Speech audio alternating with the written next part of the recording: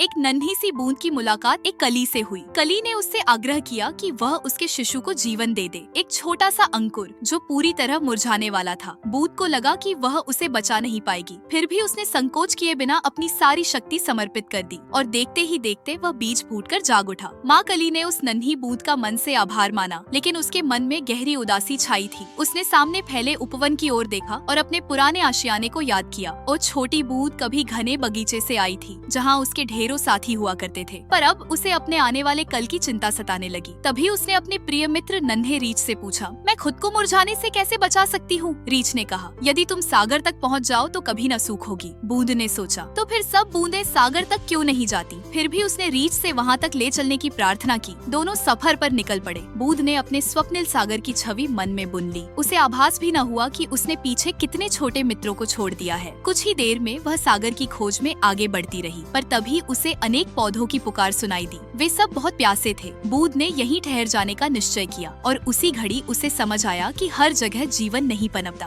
उसने अस्तित्व का सच्चा रहस्य जान लिया। उसने सागर तक जाने का स्वप्न त्याग दिया। छोटा रीछ चकित था, पर बूंद ने कुछ न कहा। वह चुपचाप छलांग लगाकर सूखी जमीन में समा गई। रीछ उदास होकर देखता रहा, मानो बूंद फीनिक्स बनकर विलीन हो गई हो। पर तभी आकाश से अनगिनत बूंदें एक साथ धरती पर बरसने लगी। उन्होंने मिलकर जमीन को जीवन से भर दिया और कलियों को सींचा। आखिरकार छोटे रीछ को समझ आया, यदि कोई बूंद सूखना नहीं चाहती तो उसे दूसरों में विलीन होकर नया जीवन बनना पड़ता है।